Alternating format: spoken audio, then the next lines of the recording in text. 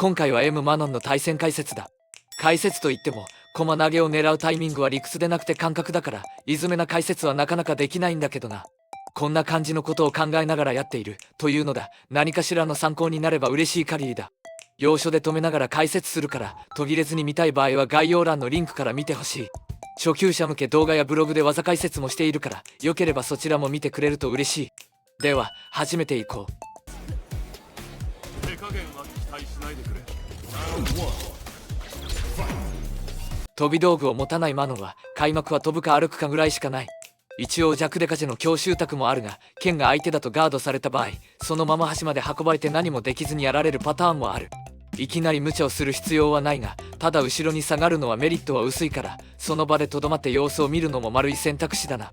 剣が相手だと劉備脚の選択肢があるから、劉備脚を見てからオーバードライブランベルセでリターンを狙うのもありだ。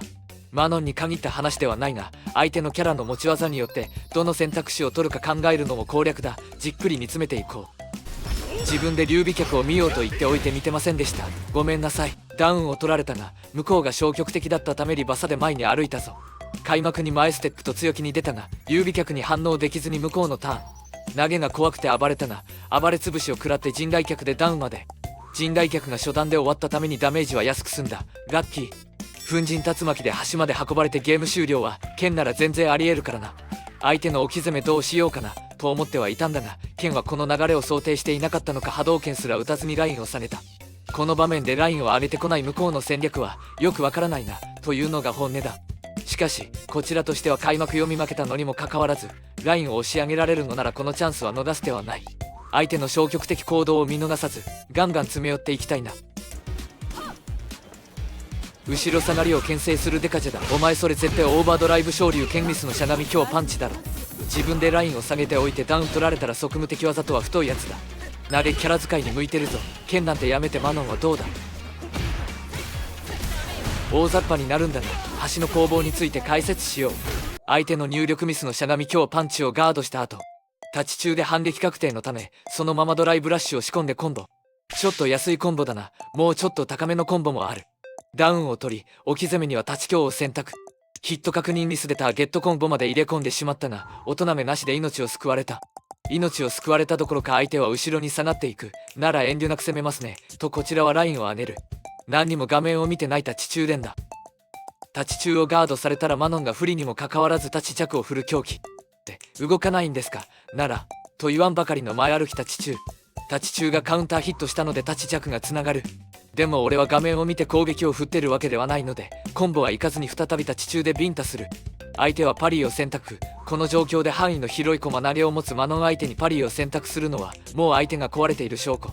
おらどうすんだどうすんだとこちらは届きそうな通常攻撃をとにかくこする。相手はついにコパンをこすり始める。理性が残っていない証拠だ。マノンは強い子だから立ち中による張り手が強い。こすり合戦にはお付き合いいたします。最後に何にも考えていない強力インパクトでガードを割る。全て読み合いだ。便利な言葉だな本当に。もう少し細かく見てみよう。最初の立ち強のターゲットコンボ入れ込みで反撃がなかった。この時点で相手はフレームを知らないのがわかる。立ち中の空振りに対してのアクションもなかった。相手はこちらの動作に注視していないのがわかる。そのため相手は画面端でのマノンの攻めを許してしまう結果になった。この間合いはもうすでにマノンの駒投げの間合いだ。相手は飛ぶか無敵技をパナすか、こちらの攻撃をガードした後に動くことが強要されている。マノン相手のガン下がり行動は有効な対策の一つではあるが、見るべきところを見ないとピンチになってしまう脆さも併せ持つ。マノン戦に困っているプレイヤーは注意してくれ。そしてマノンはこの立ち中がヒットしているかどうかの確認が重要だ。画面だとカウンターになっているが、通常ヒットでもプラスにフレームが取れるため、立ち中がヒットした段階で駒投げに対して暴れられなくなる。今回は始終相手を打撃で追い詰め、最後にインパクトという結果になったが、この攻防の間一つ一つに駒投げの選択肢が存在することも覚えておいてほしい。そのためヒット確認も大事だが、要所で様子見をして相手の飛びに対処することも求められる。好き勝手殴っているが、細かいところで相手の行動に注意する必要があるのも覚えておいてほしい。インパクトヒット後にランベルセにつなげてメダルを回収。もうすでにメダルレベルは3。1ラウンド目にしては上々だが、相手のインパクトに反応できなくてパニックカウンター。こういうこともある。まあビビたるものだから、この劉備脚はモダンなら反応したかったのは本音だ。こちらのグラップ狩りのジャンプ攻撃はガードが間に合う。そして人外客値段派生をガードしたらこちらが有利なので立ち中からドライブラッシュで切り返した。自分が画面端を背負っているのにドライブレイジが枯渇。本来なら危ない状況だがこの状況なら大して問題ではない。そうモダンならね。ドライブインパクトが来ても SA2 で返す。飛ばれても SA2 で落とせば勝利。ドライブレイジがなかったとしても SA レイジがあれば強気な行動に出れるのがモダンスタイルの良いところだ。あとは適当に小突きつつ相手の飛びかインパクトを見る場面だ。多少の切り返しは気にしない。焦ってはいけない。最後は前に歩いてきたところにしゃがみ中が噛み合って勝ちだ。ほぼほぼモダンに限った話だがドライブレイジが枯渇しても良いという状況はある。恐れてはいけない。強気に行こう。波動拳の牽制からの立ち中キック連打。いいね。格闘ゲームはこうでなくてはね。せっかく波動拳を重ねこちらの前ジャンプに合わせて引きした地大パンチからのラッシュ。良いね。じゃあ今度は地上から殴りに行くよ。リバサオーバードライブ昇竜剣をもらって仕切り直しだ。いいね。激しくなってきたじゃないか。攻略ではないのだけども少し心理的な話をしよう。1ラウンド目とは違い劉備客による強襲ではなく波動拳による抑制を選んできた。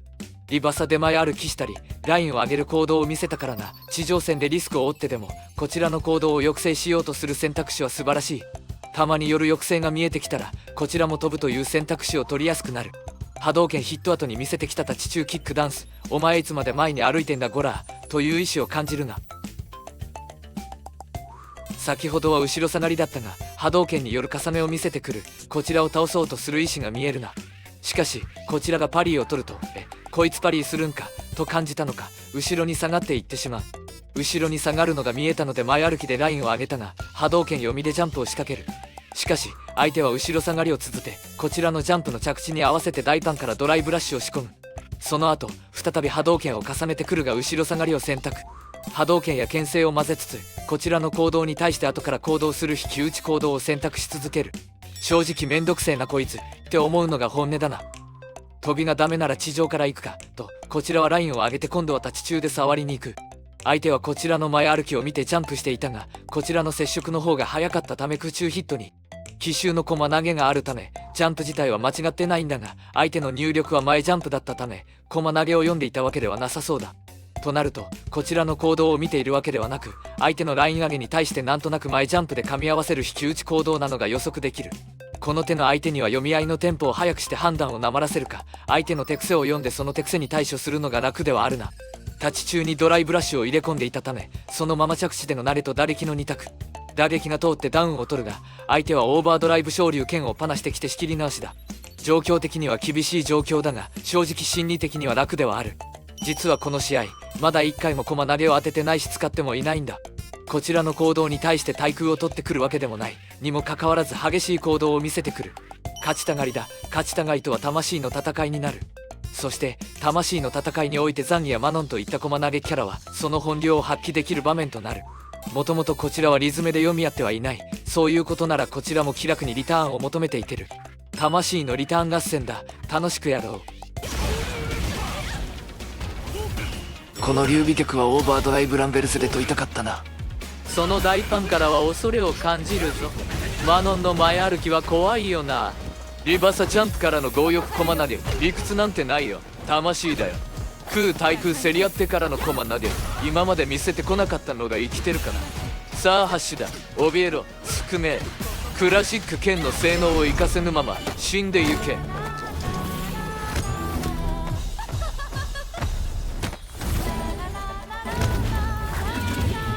最高の瞬間だ。この CA のためにマノンを使っていると言っても過言ではない。さて次は天敵 JP 戦だ。命を懸けて戦おう。開幕ジャンプ小綺麗になんてやドライブラッシュからの2択にガードを選択している。硬い人だ。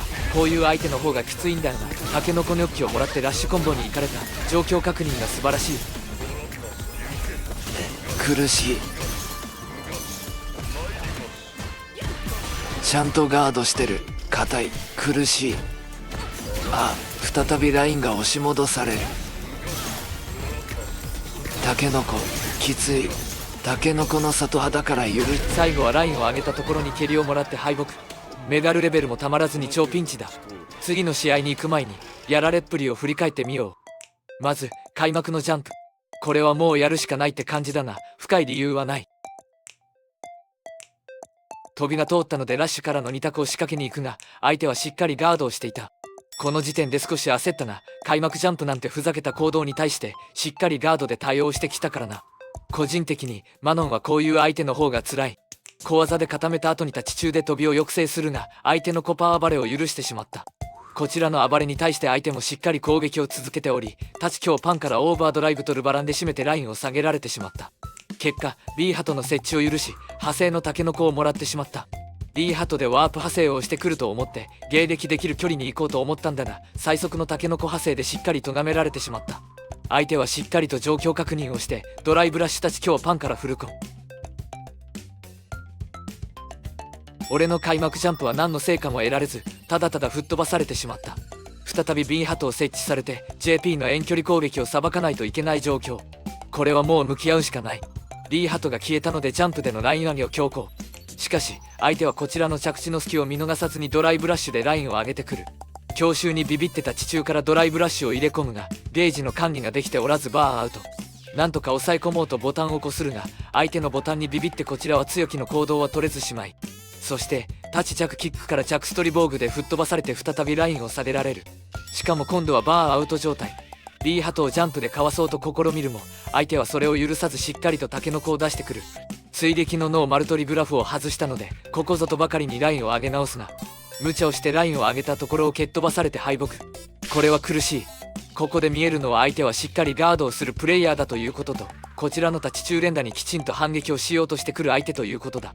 フレームで戦況を見てくれている可能性がある。こういう相手にはきちんと有利状況から2択を迫っていきたい。しかしここから相手をぐちゃぐちゃにできるのがマノンだ。マノンは強い子だから、これぐらいでは諦めない。開幕ラッシュだとやるじゃない。全く想定してなかった。この有利状況を見逃す。相手の牽制と前ジャンプが噛み合って、その後の立ち着も噛み合う。なんとかメダルレベルに。この状況空対空は負け、置き攻めの重ねミスに助けられてた地中がヒット。そのままコマ投げは飛ばれてこちらが画面端ピンチ。なんとか押し返す。飛びが通るがガードが硬い。アムネジア良いところで使うね。1点読みのコマ投げぶった。なんとかと追って命が助かる。最後に置き攻めコマ投げを通して盛り返す。このラウンド間だけでも分かったことがいくつか出てくる。振り返ってみよう。開幕の JP のドライブラッシュによる強襲。これはもう素晴らしいの一言に尽きる。1ラウンド目が早く終わったことにより、両者の SA ゲージは心もとない状況。 JP 側は一気に型をつける手段はない。しかしマノン相手だと置き攻めが噛み合い続けてしまうと何もできずにやられる可能性もある。その状況になる可能性を少しでも潰すために開幕に強襲をかけて追い詰めようという意思を感じる。正直想定外だったが、心持ちは晴れやかなのが本音だが、真剣に勝ちを取りに来る相手には真剣に向き合わないといけない。ドライブラッシュしゃがみ中 K からしゃがみ中 P をしっかりつなれてのコンボ。素晴らしい。遠距離戦の攻防が始まる。1ラウンド目で B ハト最速タケノコを見せられてしまったから慎重にガード。飛びが噛み合い接敵に成功。チャンスを見逃さずドライブラッシュコンボでランベルセまで。置き攻めのしゃがみ中が噛み合うが、攻め直しの飛びと向こうの飛びが噛み合わずに迎撃される。こういう場面でジャンプ弱の選択肢が取れるといいんだが、俺もまだまだだ。しかし JP の攻め継続ミスによってこちらの立ち中がヒットする。想定外だったため焦ってしまい、立ち弱連打からデカジェで締める。アムネジア警戒で少し様子を見てから強欲に歩いて撫でに行くも、相手に飛ばれてこちらがピンチに。しかし相手も想定外だったためか反撃が取れず、このチャンスになんとか押し返す。ジャンプでの攻め継続。マノンの立ち中をガードした後にしっかりとボタンを押してくる相手への選択肢。ジャンプ攻撃で乗っかるもやはりガードが硬い JP。 飛び逃げを潰した後にズうずうしくもジャンプでかぶさる。実はここで見えてくることが一つあって、相手の防御行動。この JP のプレイヤーはしゃがみガードの防御行動を選んでいる。スト5やスト6は影縫いが弱いため、こういった状況の時は後ろ入れっぱを選ぶ人が多い。システム上で強いことなので間違ってはいないんだが、ダイヤモンド隊は画面の状況を見ていないで下がる人が多い。とりあえず後ろ下がりというプレイヤーはこちらの攻防を意識しきれないプレイヤーも多いので、強欲なリターン行動でなんとかなることも多いんだが、この JP の人のように下段の範囲だったからまず下段防御を入れているというプレイヤーはこちらの攻防のやり方をしっかりチェックしてくる人が多い。例えばずっとオーバードライブアムネジアを見せてこなかった人だが、俺が空中攻撃からは弱を刻むという癖を読んでこのタイミングで入れてきた可能性が高い。前置きが長くなったが、何が言いたかったかというと、こういう相手にはぶっ放しの弱デカチェなどは有効ではないことが多い。手癖で出してしまうぶっ放し行動は意識して抑えるのが有効なこともある。ただし、こちらの行動を見てくるということは、こちらが仕掛ける釣り行動や不利フレーム状況で固まりやすいプレイヤーであることも多い。理屈が通るのでこちらの攻防も選択しやすいメリットも生まれる。相手の防御行動をしっかり見ることも格闘ゲームでは大事だ。そしてこのオーバードライブアムネジアの攻防。オーバードライブアムネジアは成立のサイコパワーの塊が相手に張り付き、時間経過で爆発する仕様だ。サイコパワーの爆発が1発目と2発目で間が開いているため、この間で崩すことも可能な強力な当て身なのだが、中段卓一点読みでぶっ放し駒投げで割り込むことが可能だ。 SA などの割り込みも選択肢に入るため、この辺りはマノンの特権の一つだな。毎回パナすのはおすすめしないが、1発目と2発目で間が開いているということは覚えておいてほしい。割り込みに成功し、起死回生のチャンス。駒投げ読みの垂直ジャンプとこちらのジャンプ攻撃が噛み合う。読んでたわけじゃないんだが、その後置き攻めの駒投げが通ってラウンドダッシュ。メダルレベルも貯められ、なんとか取り返す。1ラウンド目でケチョンケチョンにされたが、噛み合うとここまで好条件で盛り返せるのはマノンの素晴らしさの一つだ。諦めずに行こう。こちらのジャンプが読めすぎて対空しゃがみ強パンチが速すぎた可能性。ごめん。相手のミスでメダルレベルは5。マノンの真骨頂。ドライブラッシュからの投げが通る。コマ投げの後は重なる行動がないから最速暴れは正しい。バーンアウト。でもこちらは SA ゲージがある。恐れるな。画面端継続。向こうの迎撃行動も素晴らしい。ぶっ放し警戒の立ち強警初段止め。向こうドライブインパクトに SA さんを合わせるモダンの真骨頂。しかし倒しきれはしないのでもう1回読み合いが待ってる。踏ん張っていこヒット確認できなかった。最後はグラップ狩りでフィニッシュ。リバーサル SA 警戒だったけど噛み合った形で終わったな。ラウンド3はほぼ噛み合っただけの試合だな。運が良かった。これも格闘ゲーム。最後はマノン使いの永遠の課題である玉キャラ代表の流線だ。開幕オーバードライブ波動拳。いいね。電磁波動拳1点読みのオーバードライブランデルスはしっかりガードされた。すいませんでした。竜の立ち弱パンチをガード後に立ち中で反撃するも潰される。立ち中からの入れ込み足駒投げが通る。いいね。ドライブインパクトをジャンプでかわせたが反撃は間に合わず、飛びを落として無敵技もガード。ドライブインパクトからの駒投げで確定反撃。ここまでの心理を少し解説しよう。開幕のオーバードライブ波動拳。この距離はなかなか反応が難しい。飛ばれたとしても昇竜が間に合うと思うから結構安定行動なのかもしれない。波動拳を重ねられて電人元気。止めようがない試し方なし。この時点で思ったのはしっかり攻撃してくる竜だなという印象。読み合いは早く展開するかもしれないという予感。電磁波動拳で牽制してくるかなと思ったが、竜は様子見でガード。いや本当にすいませんでした。甘えました。電人は衝撃を絡めたドライブラッシュコンボから一気に画面端へしっかりしてらっしゃる。画面端で詰められるが、こちらの飛び逃げを警戒しているような位置取りだとしたら飛ぶわけにはいかないなと判断。タッチ大パン空振りに対して切り返すドライブラッシュコマ投げが通る。展開も早くなってた中での唐突なドライブラッシュによる切り返しコマ投げ。分かってても対処が厳しかったりするんだよな。竜のドライブインパクトによるぶっ放し、ちょっとあれって思ったな。コマ投げの後は重なる攻撃がないから急いで切り返さなくても逃げれることが多い。もしかしたら弱デカジェかクラシックマノンなら持っている5大キックを読んだのかもしれない。それでもドライブインパクトをこする場面でもないと思うからこいつもしやとは感じたな。反撃は間に合わなかったが、こちらが相手を画面端に追い詰める形に。立ち中で牽制するが相手はバックステレンダでラインを下げる。あ、やっぱりと感じたので少し下がってしゃがみ強で対空。引きまくってこちらのライン上げをジャンプで飛び越えようというよく使われるランクマムーブだな。しゃがみ強で落とした後、ぶっ放しリバサオーバードライブ昇竜剣をガード。これ読んでいたといえば読んでいたんだけど、正確には無理に置き攻めに行く必要がなかったという心理なんだ。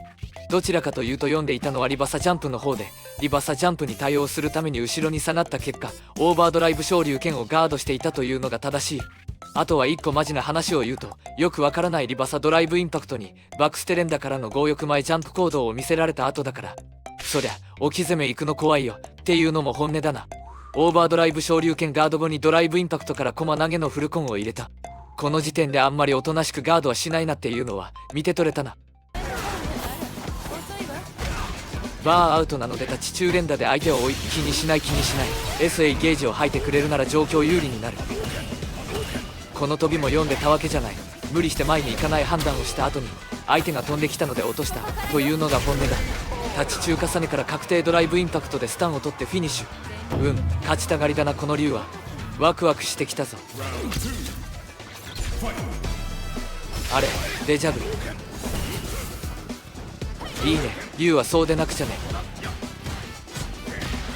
立ち大パンチとの相打ちで殴り合いを挑むのは無謀だった。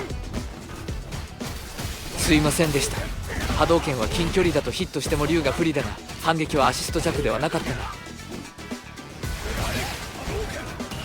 デカジをぶっ放せ。リバサコパンを許してしまって負け。順当に殴られ負けという感じだな。浅はかでした、ごめんなさい。しかしこの程度で折れてたら慣れキャラなんて使えない。メダルレベルは4だ、全然いける。開幕の前歩きは全部咎められたな、すいませんでした。この SA さんは使ってくれるならって感じだが、対空で一気に4割削られることはなくなった。負け惜しみじゃないよ、本当だよ。大丈夫、駒なりに回決めて SA さんを1回決めるだけの簡単な作業。飛びが通ってデカジェまで1回目やるじゃない。やばい。負けてしまうのか。俺は勝ちたなり対決に負けてしまうというのか。諦めたくはない。しかし波動拳を一発すら耐えられないこの状況、もうダメだ。おしまいだ。力が欲しいか？我はオーバードライブマネージだね。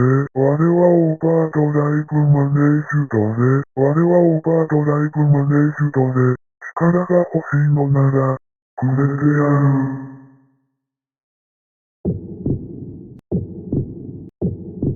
コマ投げとは、マネージュドレとは。そうか、これがマネージュドレ。ああ、命。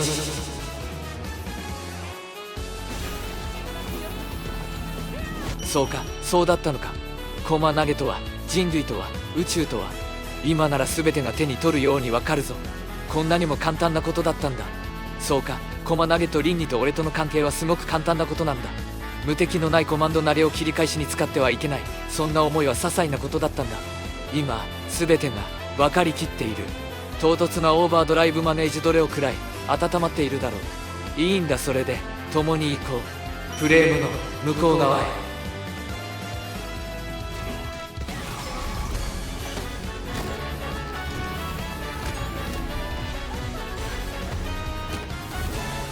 さあ、君も魔の使いにならないか。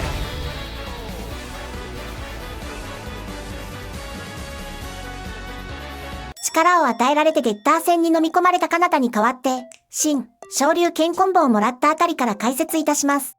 前歩きを立ち大パンチで咎められてフルコンボ、うかつな前歩きが多かったですが、この状況自体は仕方なしといったところですわね。相手もしっかりとラインを上げてマノンを仕留めに行っています。苦しい状況ですが、ゲージのリソースはあるのでどこかで大胆に反撃したいところですね。マノンもラインを詰めようと前に歩きましたが、竜の前ステップにビビってガードを選択。この前捨てに反応できないのは、何のために前に歩いたのか、という疑問が生まれますが。竜の立ち弱パンチをガードした後に立ち弱で暴れましたが届かず、この場面こそアシスト弱だったのでは。暴れ技の選択ミスの結果、立ち大パンチ波動拳をもらい、体力的には一気にピンチになりましたわね。フリーサル状況になってしまいました。体力差も相当なので奇跡を願う場面ですね。しかし、奇跡が起こり、飛びが通ります。小技からデカジまで繋げて置き攻めに、無敵技を警戒して下がりますが、相手はパリーを選択。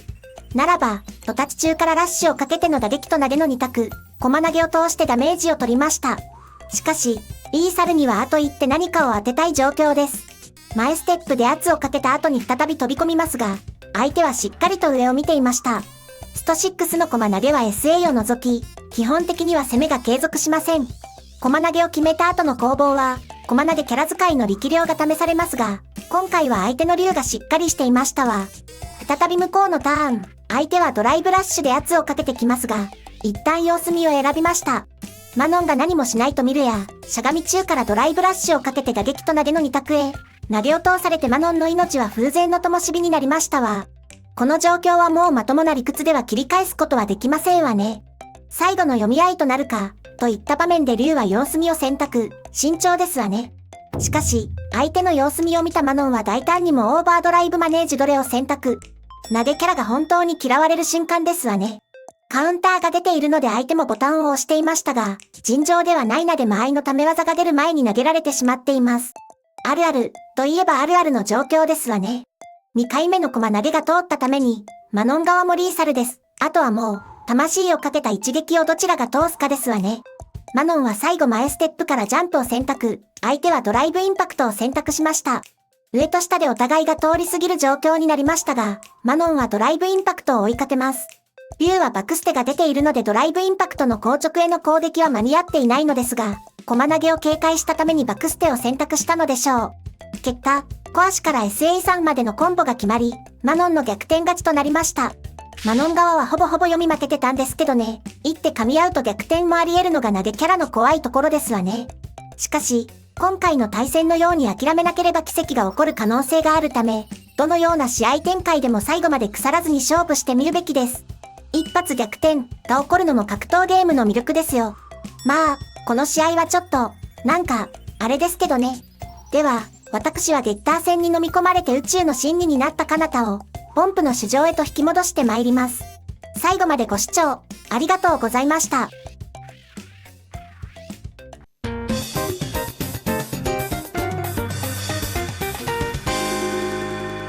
ああ、そうか。それほどでもないゲーマーチャンネルとは。